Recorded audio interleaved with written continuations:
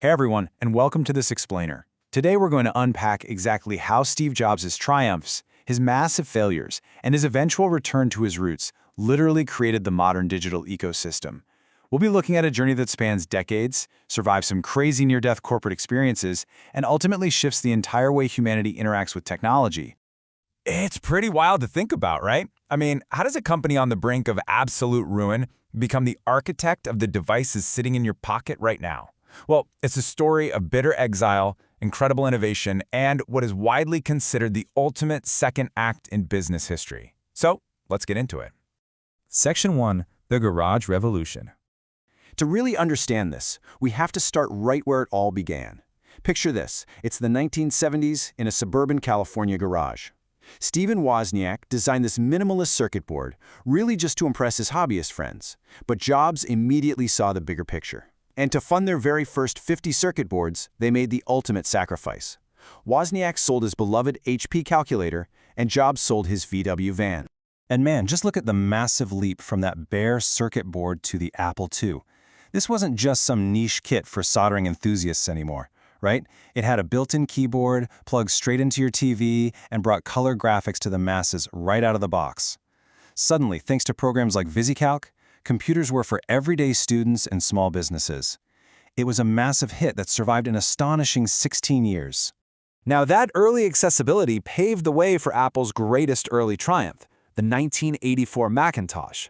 Before this, using a computer basically meant memorizing arcane lines of code. The Mac completely changed the game by introducing the graphical user interface. Suddenly, if you could point and click a mouse, you could operate a computer. It fundamentally changed how we interact with technology forever. All right, moving on to Section 2, Exile and the Next Step. So despite the absolute brilliance of the Mac, its early sales actually struggled quite a bit. This sparked a dramatic boardroom power struggle, and by 1985, Jobs was ousted from the very company he co-founded. He resigned, beginning his so-called wilderness years. But of course, he didn't just walk away. He immediately founded a brand new venture aimed at higher education called Next. During this decade they spent apart, the contrast is just staggering. Apple had completely lost its way. They were bleeding money, drowning in a confusing, bloated product line, and had literally zero internet strategy. But over at Next, while their expensive hardware cubes struggled to sell, which prompted a brilliant pivot. They abandoned hardware altogether to focus entirely on their incredibly advanced, object-oriented software called NextStep. Now get this, Next only sold about 50,000 physical computers total, which sounds like a flop, right? But its secret legacy is mind-blowing. Computer scientist Tim Berners-Lee actually used a Next computer to develop the world's very first web browser. Those legendary video games like Doom and Quake developed on Next. They even pioneered dynamic web pages. It was essentially a technological incubator masquerading as a failing business. Which brings us to Section 3, a triumphant return. So while Next was busy incubating the future, Apple was drowning and desperately needed a modern operating system. That sheer desperation led to a shocking, history-making move. In 1997, Apple bought Next for $427 million. And this wasn't just a financial transaction. It was a total DNA transplant.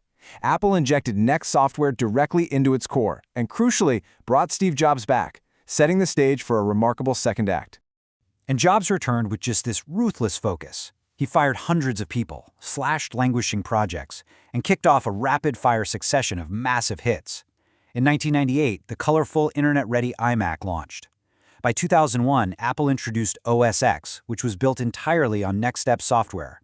They completely defied retail trends by opening the minimalist Apple stores, and of course, that same year brought us the iPod. And that leads us perfectly into Section 4, building the Apple ecosystem. Because the real magic of this era wasn't just the beautiful hardware itself, it was how seamlessly everything connected together. The iPod, paired with the iTunes software, was a really bold gamble that pushed Apple out of the computer aisle and into everyday consumer electronics. With a tiny hard drive and an incredibly intuitive interface, it literally put 1,000 songs right in your pocket. The scale of this new hardware and software ecosystem was absolutely staggering. Just to put it in perspective, by October 2014, more than 400 million iPods had been sold worldwide. I mean, it catapulted Apple into a ubiquitous global lifestyle brand. But the hardware was really only half the story here. Jobs somehow convinced these deeply skeptical music executives to let Apple sell digital songs for a flat 99 cents to combat piracy. It was a massive win that essentially sounded the death knell for traditional brick-and-mortar record stores, leading to a mind-boggling 25 billion songs downloaded by 2013. This whole ecosystem strategy just culminated beautifully at the 2007 Macworld. This is when Jobs announced Apple was dropping the word computer from its name altogether, and then he revealed the iPhone. He pitched it as 3 devices converging into one: a touchscreen iPod, a revolutionary phone, and a breakthrough internet communicator. And at its core, it was a pocket-sized computer running iOS, which was a direct descendant of the software built at Next all those years ago. This relentless strategy of pairing premium hardware with groundbreaking Next-derived software, it pushed Apple straight into the stratosphere. By August 2012, Apple achieved a $620 billion valuation. That officially made it the most valuable company in history at that time. Yet, for all of his reputation as a lone visionary, Jobs actually attributed this unprecedented success to collaboration. He famously compared his business model to the Beatles, 4 guys who kept each other's negative tendencies in check, proving that great things in business are done by a team. From a soldered circuit board in a garage, to the wilderness of Next, to the devices that currently run our lives, it's the ultimate testament to vision and resilience. Which leaves us to wonder, what revolutionary ecosystem are today's garage innovators quietly building right now?